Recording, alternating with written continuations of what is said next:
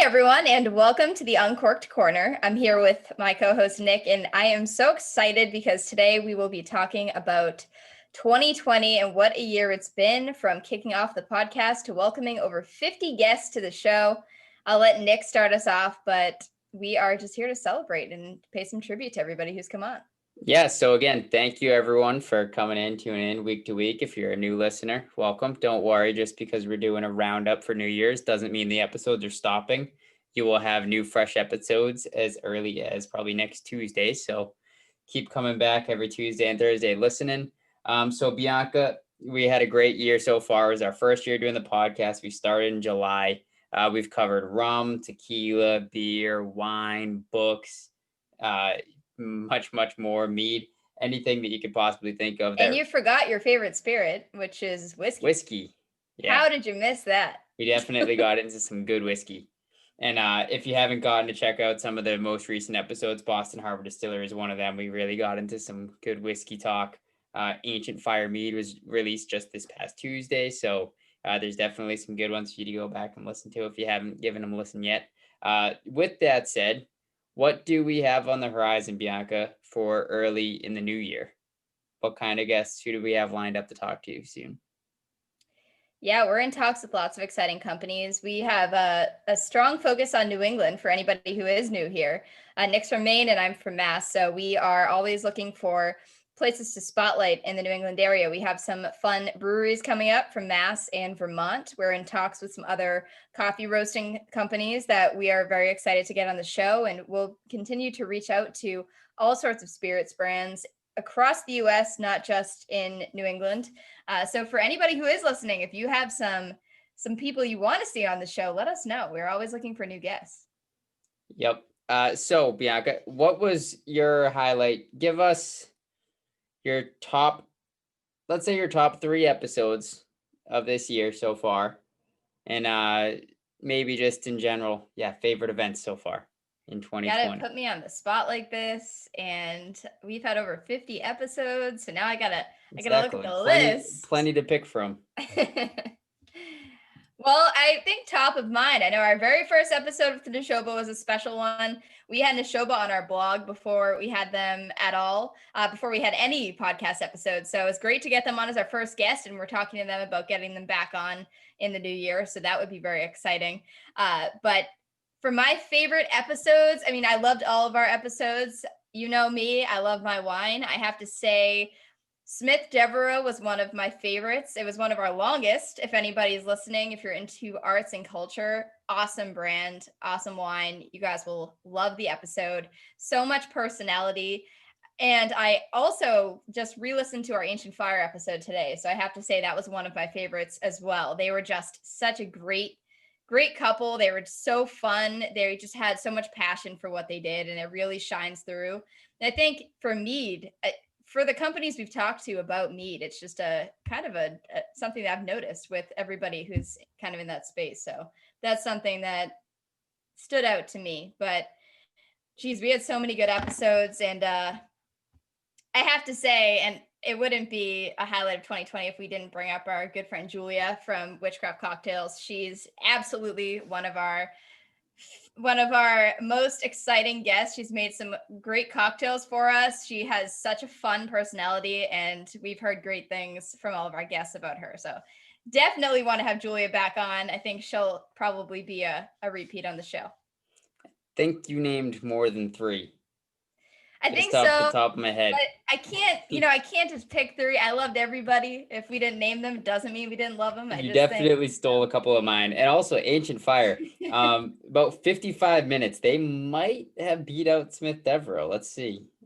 Smith Devereux, 52. I didn't even realize that episode was so long.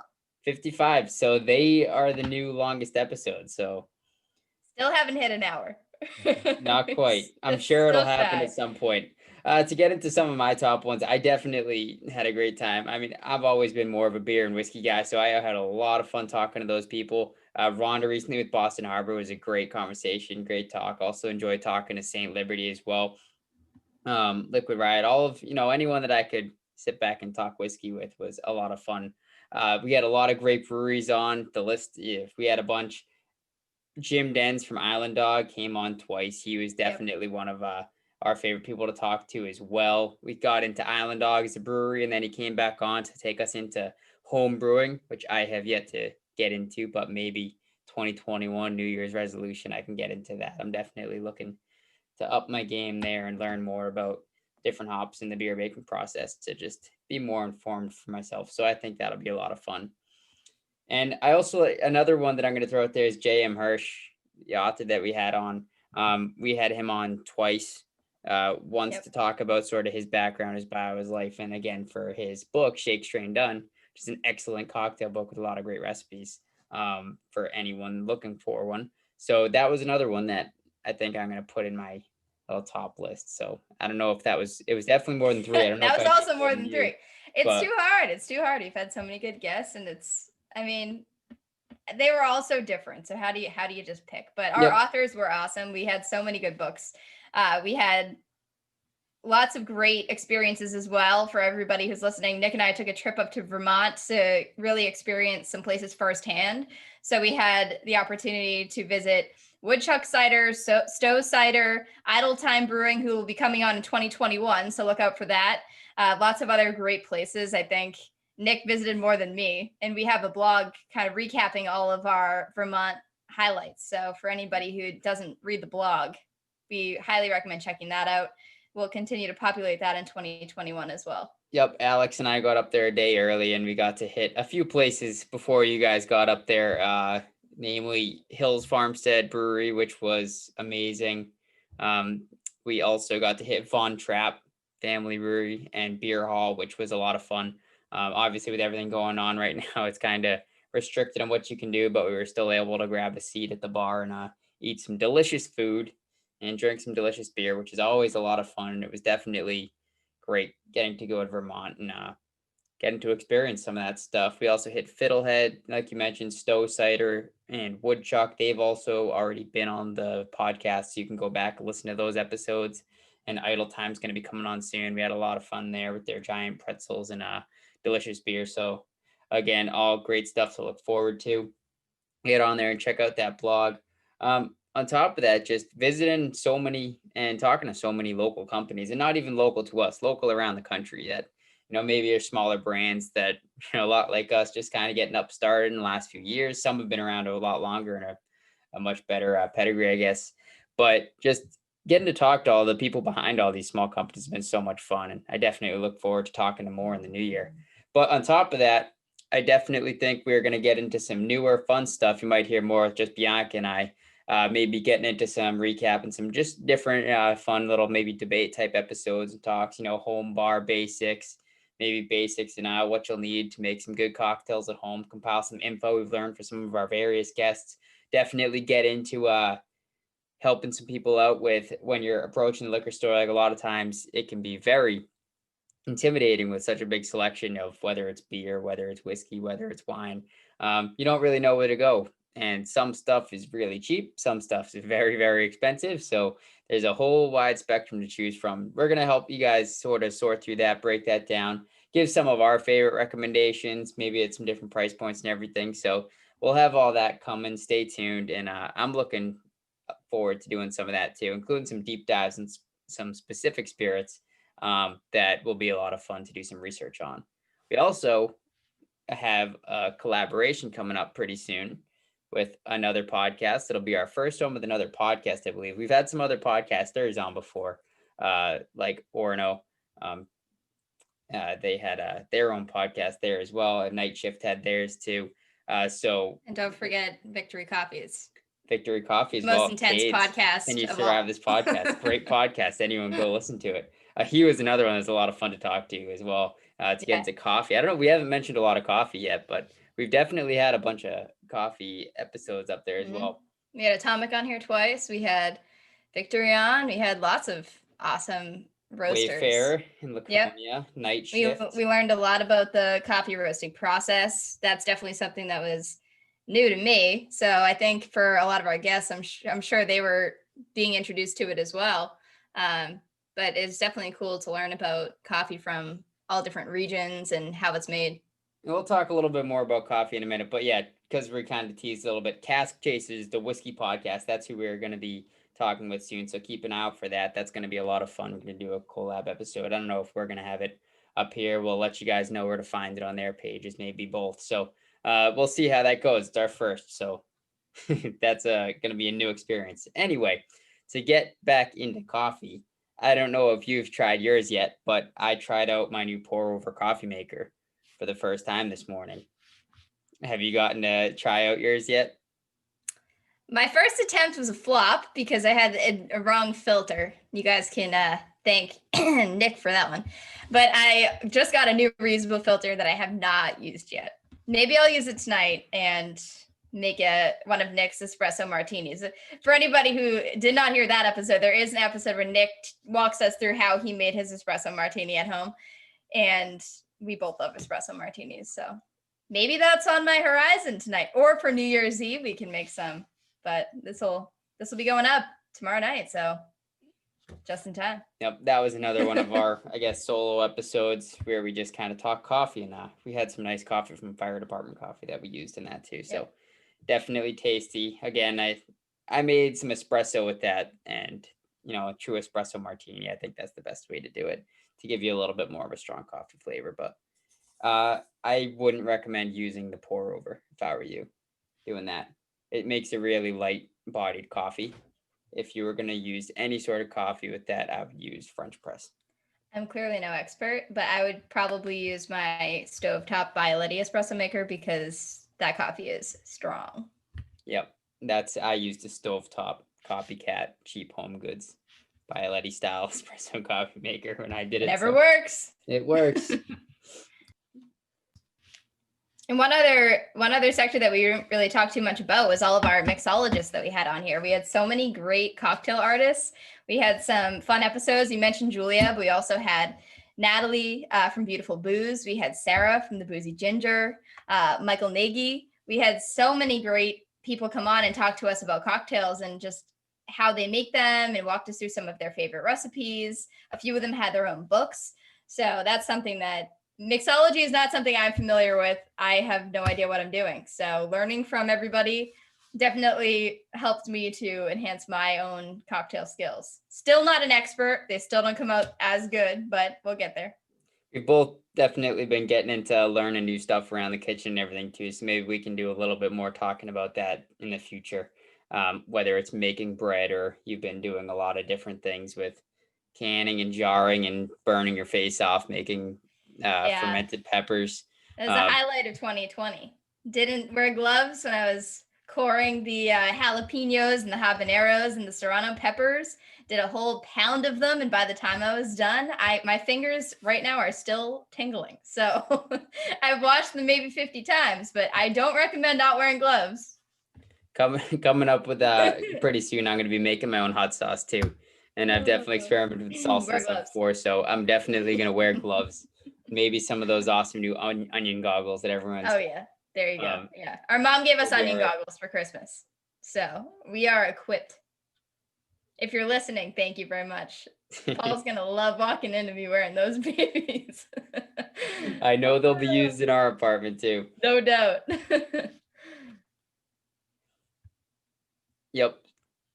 So yeah, we're gonna be getting into that. Hopefully we can talk a little bit more about those things coming up soon, more in the kitchen, talk about some recipes, different things, maybe experiment with starting to make some of our own cocktails, and I don't know, just kind of switch it up and try to do some more of that. If you like listening to these episodes where it's just kind of Bianca and I shooting the shit, definitely let us know in the comments below. We enjoy doing it, so we're happy to hop on and do it anytime. Anything else, Bianca, that you wanted to cover tonight, or any way you want to take us into the new year? I've been writing my resolutions out. I think we need some cocktail resolutions, some boozy resolutions. Do we have any that we want for the new year, Nick? Well, for one, I'm planning on trying a lot more local breweries and local beers that maybe you can't buy at the local stores. For one, for example, Bissell Brothers is a famous one up here in Maine. They're known to be one of the best breweries around, and they have a special release beer that they do every now and again, and not too infrequently, but it's called Swish. I went and picked that up tonight, so I'm excited. I know there's some other beers that I've had on tap locally that I haven't really gotten to take home, or some that I've heard of that I just haven't been able to get there and pick them up. So, places like Good Fire up here. Definitely want to try some more from Austin Street, Rising Tide. There's a lot of beers that, there's so many up here in Portland, and there's so many in Massachusetts now too. I definitely want to get down, try some that Treehouse. I haven't tried Treehouse yet, so that's another one of them. Western Mass trip is definitely one that we have to go on. There are so many breweries out there. And I think it's going to come pretty soon because my beer fridge is getting low. So that Vermont beer is they're drained dwindling. somehow. They're dwindling. I only have... Where could they have possibly gone? I don't know. I only have 3 focal bangers from the Alchemist left, and that's it for Vermont beers. Other than that, I got some good Portland stuff in there. I got some Definitive Lens. I got some Mass Landing, Gunner's Daughter with coffee, which was interesting. I like the regular Gunner's Daughter better for anyone that is out there at the store looking for them. But definitely still a good beer. And then I still got some Hills Farmstead kicking in there that I haven't tried yet. So I'm really excited about those too, because they make some amazing beer. So I got those kicking around from Vermont. Yeah, I know there's a lot. There's a lot to pick from. There's a few I haven't tried. I know there are some good ones that were mentioned when we had our Salem podcast. So I'll be visiting Salem at some point to do maybe a couple of brewery stops. Definitely out in Western Mass. And I am looking forward to trying some more wines and learning about more wines from different regions. I know Nick's more of a beer guy. I love my wine. So it's we get a little bit of everything on the show, which is always good to have those perspectives. And I know very little still to this day about distilling and different hard spirits. So I think that's something that your New Year's resolution, I'm telling you right now, it's going to be doing what I've told you for months now. To learn how to taste whiskey? To learn, yeah. So you can actually enjoy it. I had my first one that I could drink straight. It was that Crown Royal salted caramel. I think it was the caramel flavor. It was very sweet. So maybe that's my beginner. I just have to. You got to start somewhere. I don't know if that really counts as a whiskey, but you got to start somewhere. It's close enough. It's close enough. I know there's a lot of other spirits too that this year even we got to really try. Everyone's had rum before, but we really got to learn a lot more about it when talking to Privateer and 3 Strong Spirits. I know for Bianca's Christmas present, I made her a little cocktail kit with some scotch and for her to try out, as well as some rum from 3 Strong Spirits. It was the Merry Meeting Spice Rum, and I picked up a bottle for myself too. So we're going to be exploring some more of those and learning more. I think another resolution I'm going to make for the new year is to be more sustainable in the kitchen and have make more for myself instead of buying it. I have a bad hot sauce habit. So I'm going to be making big batches of that. And for the same with beer, I want to learn how to home brew and make my own good beer. So that's another one that I'll set that by the end of 2021, I will have home brewed beer at least twice, because the first time might not go so well. I'll give it another second shot. And I hope it doesn't explode on you because you don't do it right. Homebrew, I don't think homebrewing beer is a big danger of that. I think that's more distilling, which is illegal to do at home. Is that right? Disclaimer. Yeah, I think it's pretty much just boiling water. I don't think it gets much more complicated than that. So I don't think I'm blowing anything up. Maybe, who knows? Maybe. I guess it depends on your setup, but I had one of my resolutions is definitely to make more of my own syrups and infused spirits based on the conversations we've had with specifically Natalie of Beautiful Booze and Sarah from the Boozy Ginger. They both highly recommended making their own spirits, and they infuse their own, they make a lot of their own syrups, and they said they just are so much better. And that's something I'm usually lazy and don't take the time to do. But now that I have a little more time on my hands at home, I don't really have much of an excuse. So that's something that I definitely want to do more of and have them more on hand for when I do want to try them. Right. Definitely. We got some good resolutions. We'll come back and listen to this at the end of next year and see how he did. Gonna have to set up a little like wish board or something up on the wall and write them down and make sure we follow through, because we might forget in a couple days. Who knows? Couple days. Wow, you don't give us much credit at all. I don't know. These things go fast. It seems like we've done so many and talked to so many people, but if we've only been doing this for 6 months or so, That's fair. Everything seems so Feels a long. lot longer. Think about it. By the time we're at the end of next year, that's, twice the amount of time that we did this year. That And is true. probably twice the amount of guests. I don't know. We did get pretty hot for a while there, and we're putting out 3 to 4 a week. So Yep, slowed we it down a going. bit. So it'll be a little slower.